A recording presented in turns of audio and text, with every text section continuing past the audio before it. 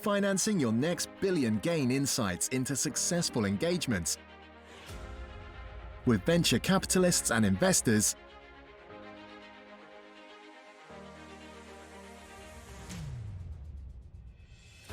Get ahead of industry trends, hear from industry leaders, influencers, founders, policymakers, and governments.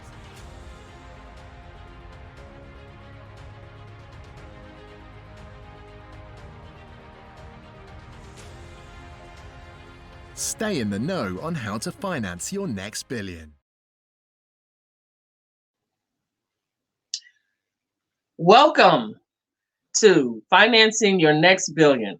We're so happy that you joined us today. We're going to be talking today about the 5 major elements of business planning. We're going to look at them in depth. And here I am, Yvonne Gamble, and I am the co-host of Financing Your Next Billion Live. And my co-host is Jerome Curry. Jerome, how you doing today? Hey, doing wonderful, everybody. Thanks for joining us today on the show. And I'm so happy to be here, Jerome Curry, and so glad to be able to add value to you on this day. And looking forward to this call we have today. Okay, well, thank you so much. What do you say? In 2 days, Jerome, we'll have had a new administration in the White House for 1 full week, for 7 days. Does it look like we're in a honeymoon period, or we look like we're still scrambling around trying to get out of these hot coals that we were in? Sure. I think we're certainly in that stage of planning where the president is executing his 100-day plan. And I think with any time that you're trying to implement any plan or any strategy, there's always going to be distraction. There's always going to be things that are going to come up that are going to challenge your plan. I think right now, it's a very interesting time, as one of the number one things on the president's agenda is the COVID-19 virus and how to quickly and rapidly address it. So I think that there are a lot of things that the president may want to have on his agenda, but number one on the agenda is the COVID-19 and the rollout of the vaccine and how that's going to affect and possibly, hopefully, improve the economy. Okay. Well, I think you're right about that. And it's no secret to, what's going on, or to what the new administration stepped into. But we have to be thankful that we do have a new administration that has the experience, because that's what we really needed. We needed someone with experience when it comes to running a country, and really understood, what's going on and how that's going to work. So that just kind of leads us, it segues us right into this first part, of one of those 5 major elements of, planning your business. And so we want to take a look at the analysis of the industry, in which your firm actually is competing in. Today, many are going in, we're getting innovative, we're having to do a business pivot from the pandemic, all these different things, all these factors, new factors are coming in. And what we find many times in our neck of the woods, when we do venture capital raise or we do commercial lending for a business or what have you, we find that though they have passion about doing their business, many of you have, great passion, and it's wonderful. You need that. But the analysis of what your industry does and how you're going to compete in that industry seems to be lacking. What can you bring to that conversation, Jerome, that might help them to add some value to understanding that component? Absolutely. One of the things that I can say in your analysis is your industry, or is your company, or is your concept built on something that's going to last? And I think a lot of times when we look at these business plans and when we look at these pitch decks, one of the things that we're looking for is this something that's going to be around for the next 5 to 10 years, or could this just be a trend that's going to last maybe for, a couple months? And that's something that, as a venture capitalist, that we're always looking at. We're always looking at the future. And if your plan does not have or does not address the future, and also the different things that could occur inside of your industry, then you could be lacking when it comes to that meeting with the venture capitalists or with the investors. So I would highly suggest that you don't just just take a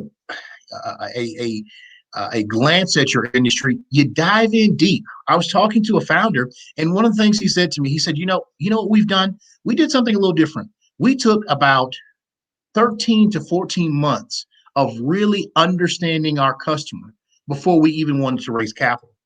And that said a lot to me. And they said to me, and he said, and after we did all of that research, after we did all the things, we made tremendous changes to our product because what we thought our industry wanted really wasn't what they wanted. And so I think that's something that the founders have to take a look at is one, am I prepared, or is my concept prepared for the future?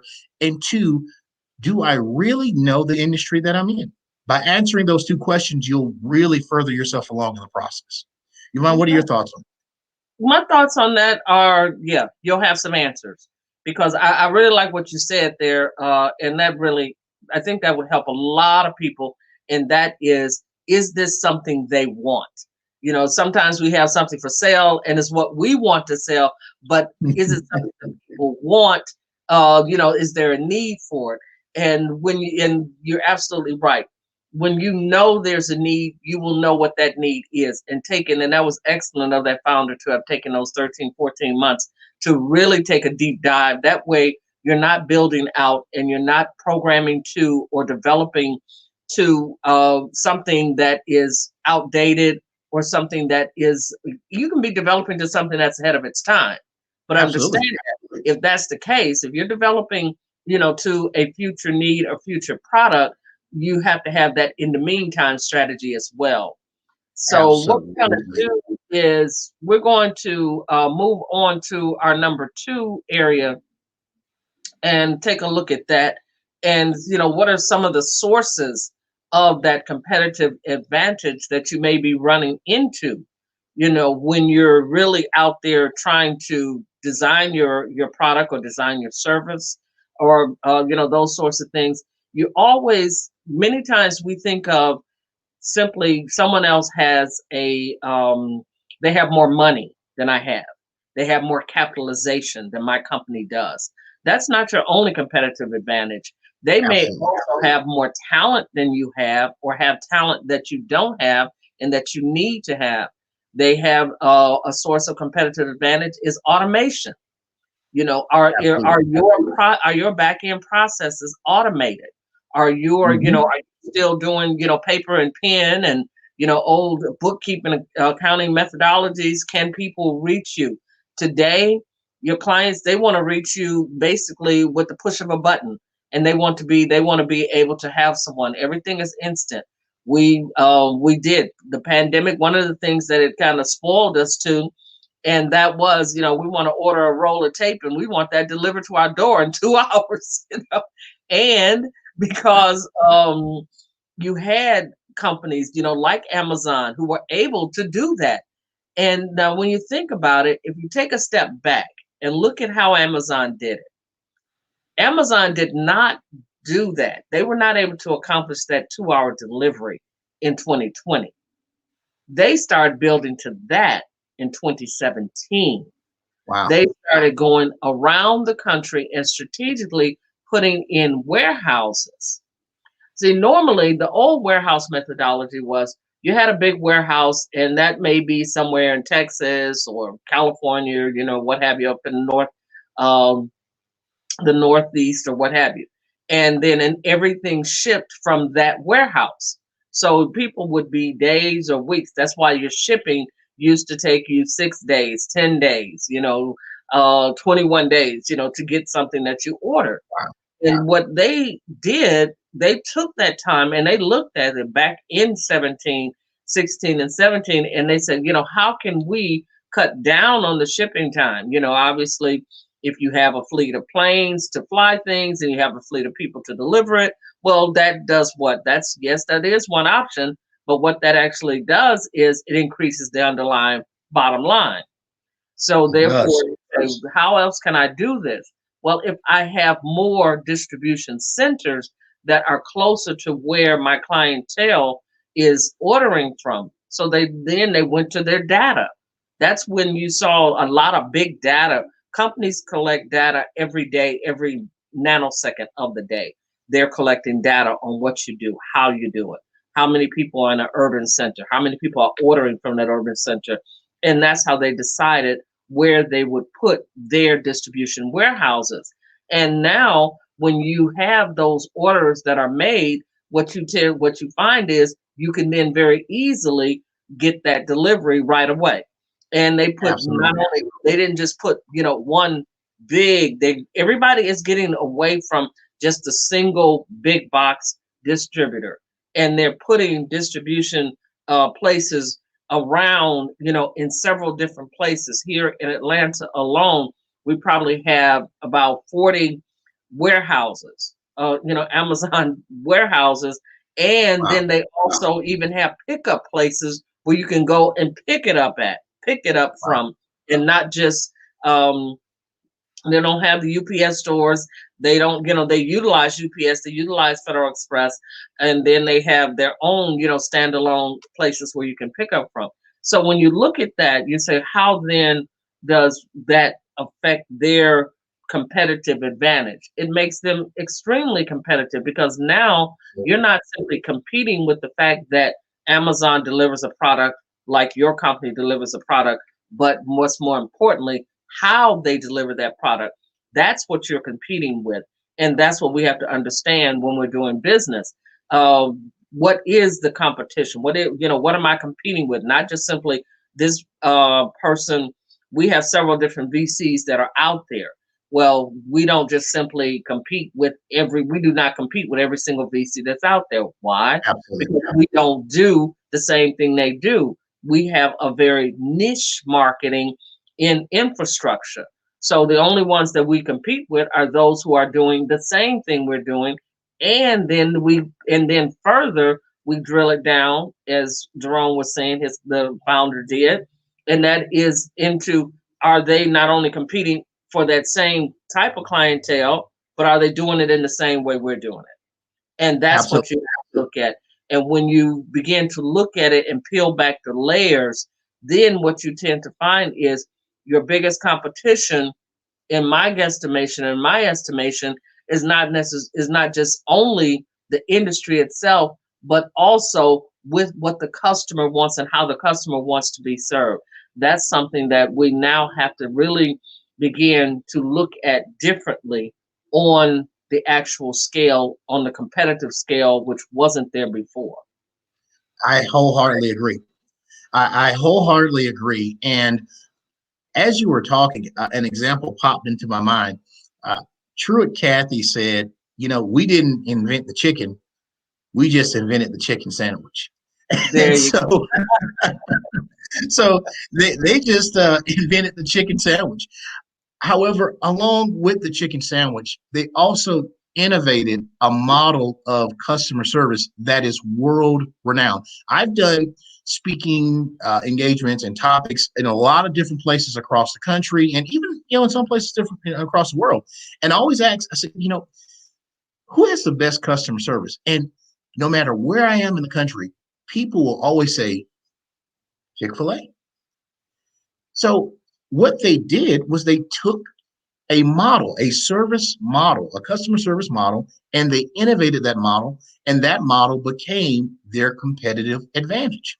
Now, what happens when you have that type of advantage, when you choose that type of route? Well, then you start to build different elements, as Yvonne was saying, around your competitive advantage, and that's what Warren Buffett also calls a moat.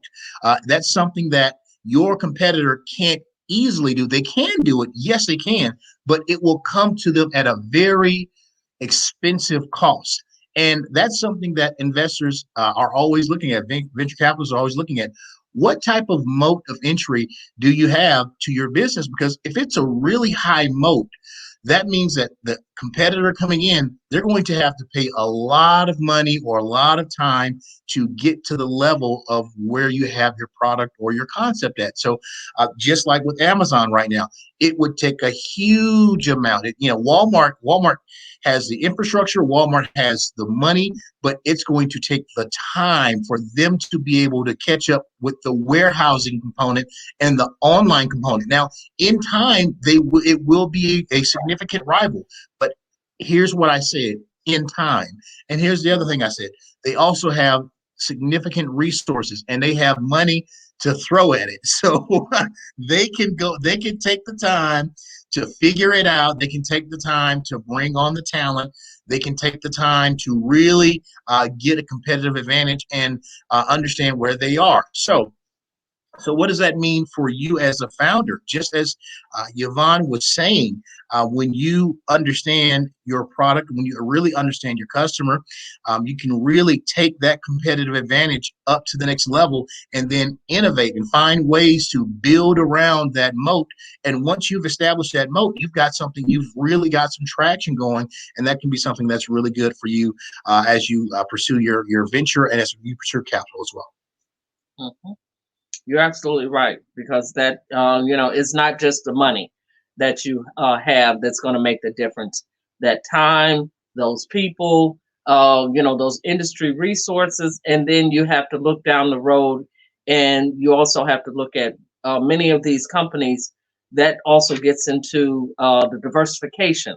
You see, companies will diversify, and they will begin to offer those services under a different name, because you have to also be apprised of, if you're offering a particular service, you've created for yourself a brand, and that's what that brand is known for. And now, so you want to be very, very careful with putting everything under one brand. And we see, several founders will come to us, and they may have 10 or 12 different ideas, which is excellent, and especially when it comes to building those different revenue streams.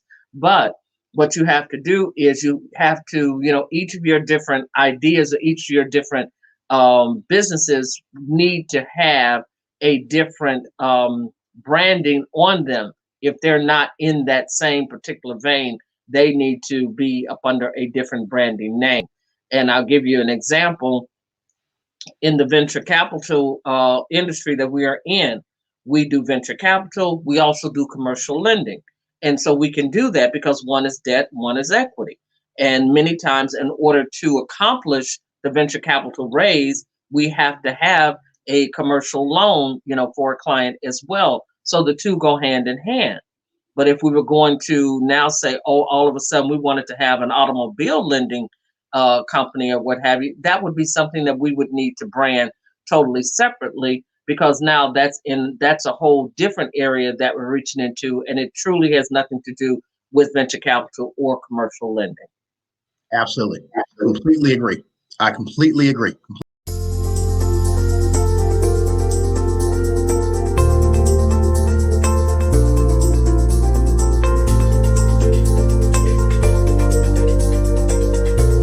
Agree. And with that kind of leads us right into that analysis of existing and potential competitors who might affect your company.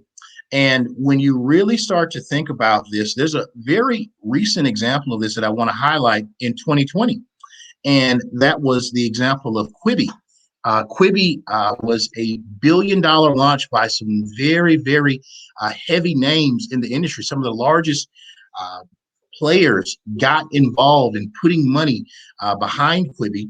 However, one of the things that happened was that there was a significant oversight, or maybe even not recognizing where they were in the middle of their launch. So they had a launch scheduled for 2020, and they went ahead and launched even in the midst of COVID-19. Now, here's the thing. I'm not telling entrepreneurs that you shouldn't quit on your idea or give up on your idea, but your idea may have a timing phase in it that sometimes can't be avoided.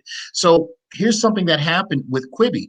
Right in the middle of Quibi, you had a huge amount of people that were pouring into Netflix.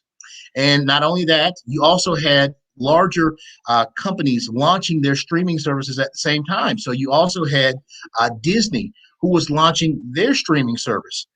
So you've got Disney launching a streaming service, and I believe also maybe even NBC was kind of throwing their hat in the ring to see what could be possible or what was the potential. So you had all of this happening at the same time. You had a downplay in COVID-19, you had an upplay in COVID-19, and their concept was really based on putting uh, advertisement in moving vehicles. Well, you know, I mean, traffic last year on the roads was down significantly because of quarantining and all of those things that kind of went on. So you had all of these red flags.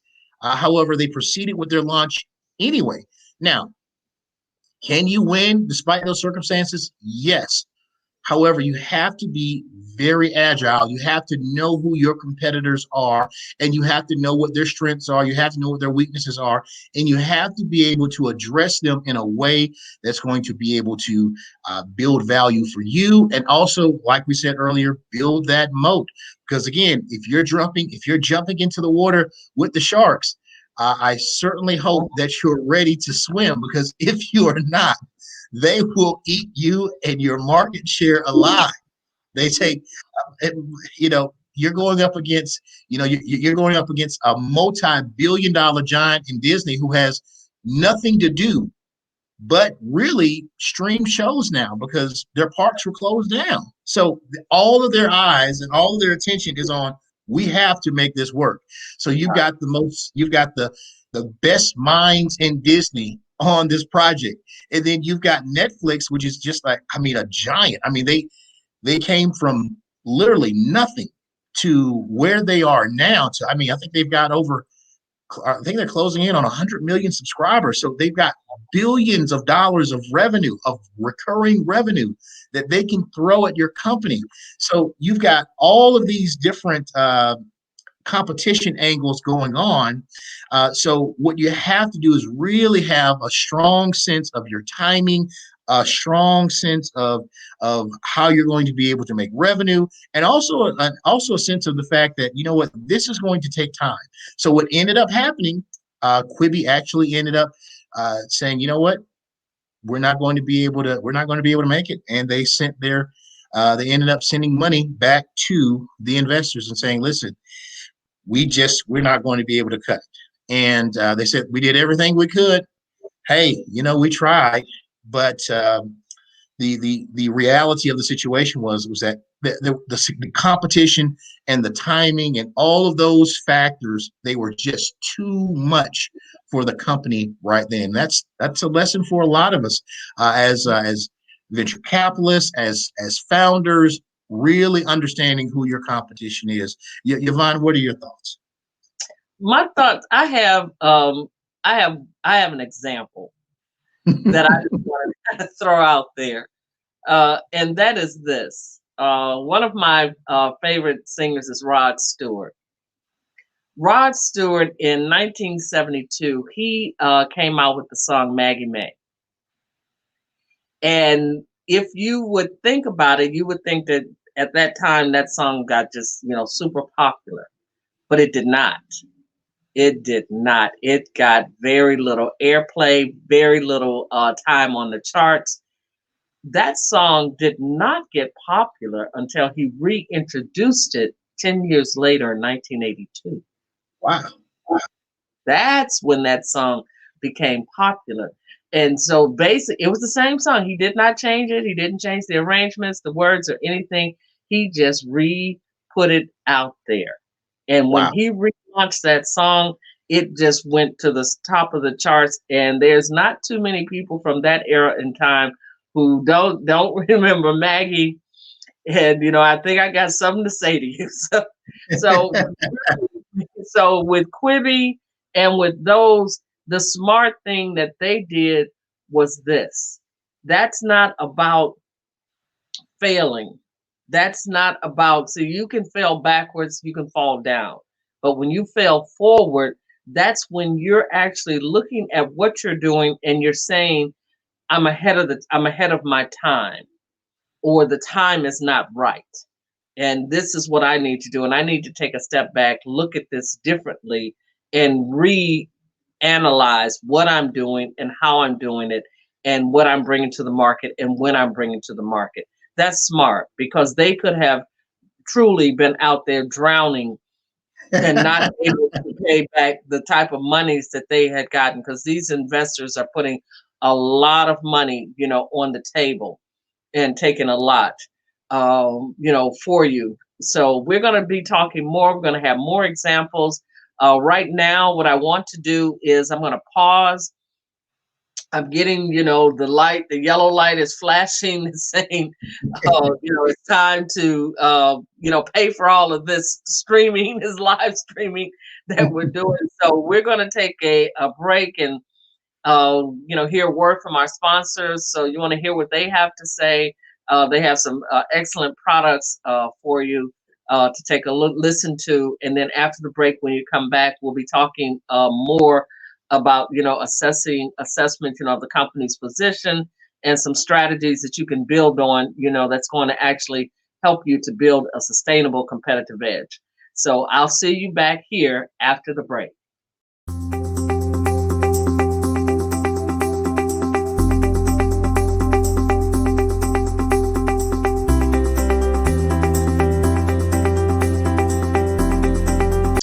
Okay, well, thank you so much. And we're back.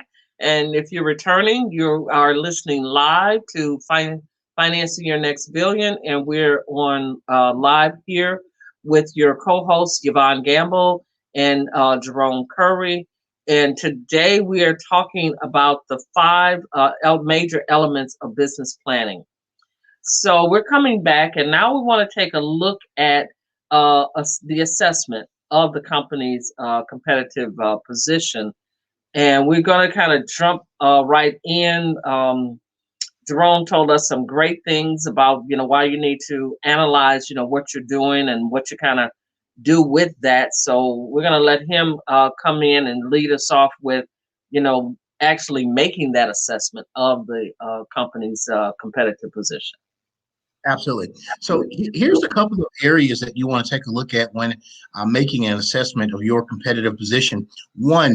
Number one is, what experience does your team bring to the table?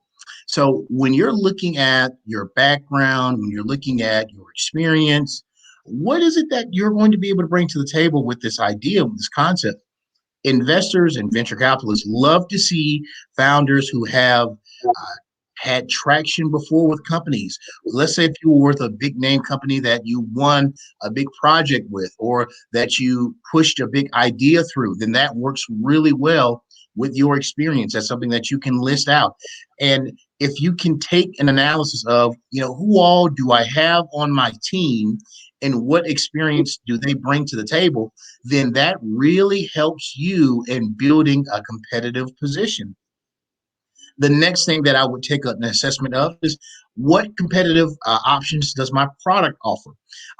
Does it offer, if I can't compete in price, perhaps I can compete in speed, and how fast you can be able to get to market. Let's say, for example, a perfect example of this was, I was listening to a call, and one of the things that the young lady said, she said, we were going up against some major hitters.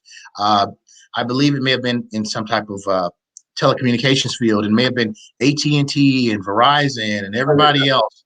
And one of the things that we really were able to beat them when it came to speed. You see, it took us, when they asked for the proposal, when the proposal came out, we had already built a relationship with the proposal manager. And when the proposal came out, it came out to us and to AT&T. And so when it came out, we were able to get our proposal back within 1 week. It took AT&T and Verizon 45 days. So by the time they got our proposal, and they were able to give us feedback, we were able to tweak it, and we were already on the second or third version by the time AT&T got their first version done. So the deal kind of was already finished before AT&T and Verizon got to the table. So while we could not compete against compete against them as far as a large contract base, we could compete against them when it came to speed and when it came to being reliable and then when it came to being able to service the client. So when you analyze and when you assess your company's competitive position, you may be able to, that small thing that you don't think that's that big may be really big, because guess what? That client really needed that particular software, that particular option available. And although there were larger competitors at the table, they just couldn't, by the time it bounced from the VP of sales to the VP of business development, and by the time it got down to all of the, all the I's dotted, all the T's crossed, the deal's already done. It's already out the door. Well, that was smart. That was very smart. So yeah, that's excellent. I like that. They say, hey, I can't beat you. I can't beat you with one way, but I'll beat you with speed. And keep it up. And they're absolutely right. The big guns, they take some time because they have a lot of layers for something to pass through before they'll push it out the door. So that really does, make a lot of difference. So there's one way, and there's a great nugget for you to take from that, is if I can't do it one way, there's a way I can do it.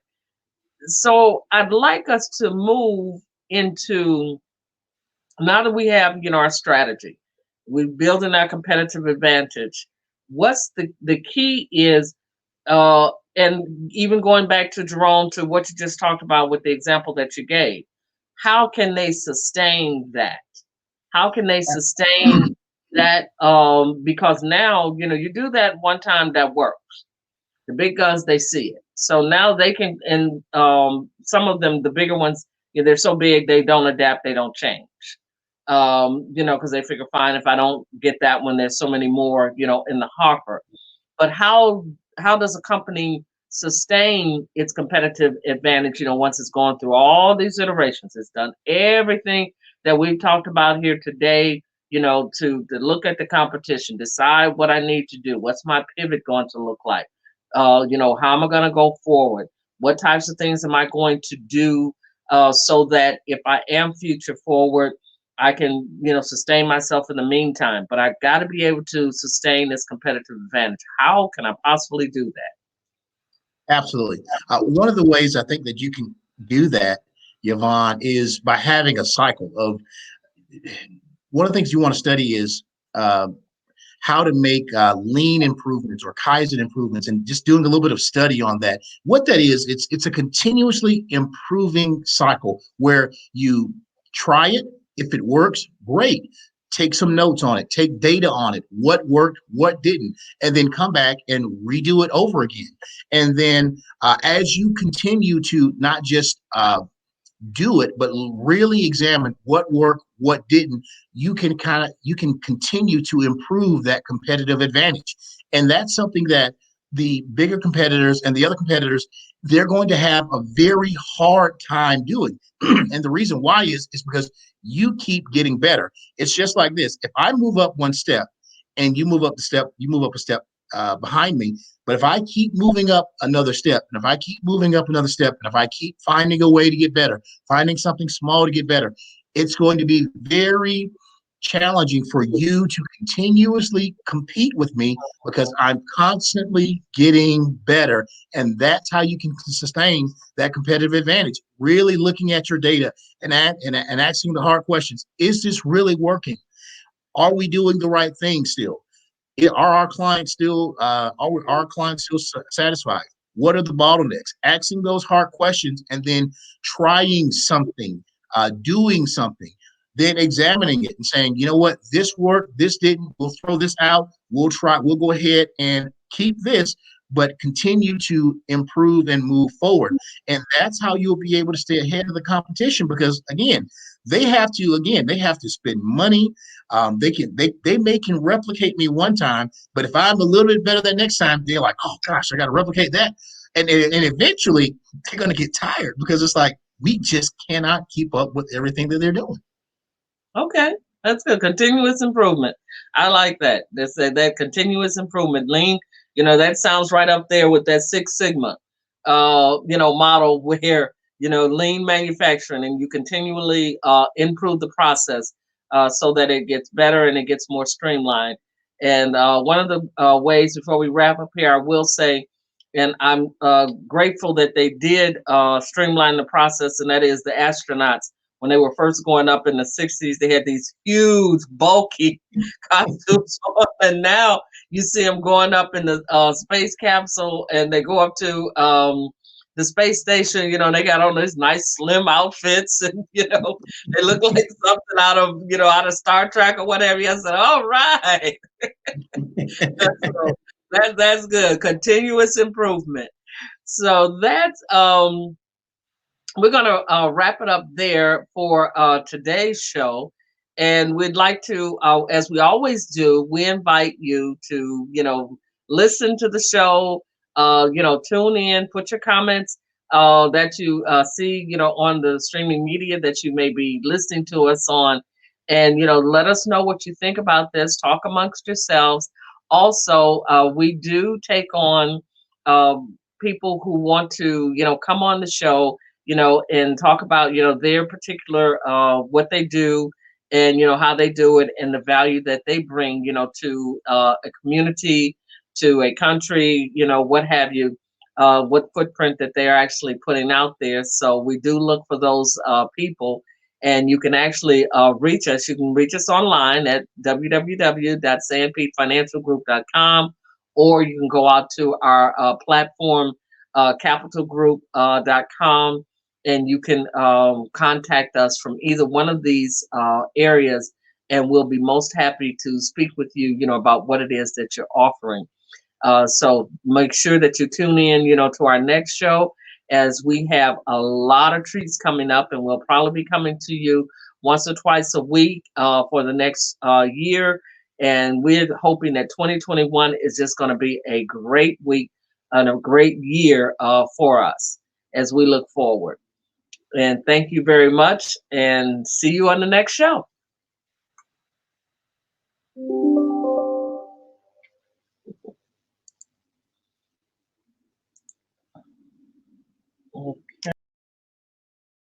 Financing your next $1 billion? Contact us to be a guest. Join us for the next show.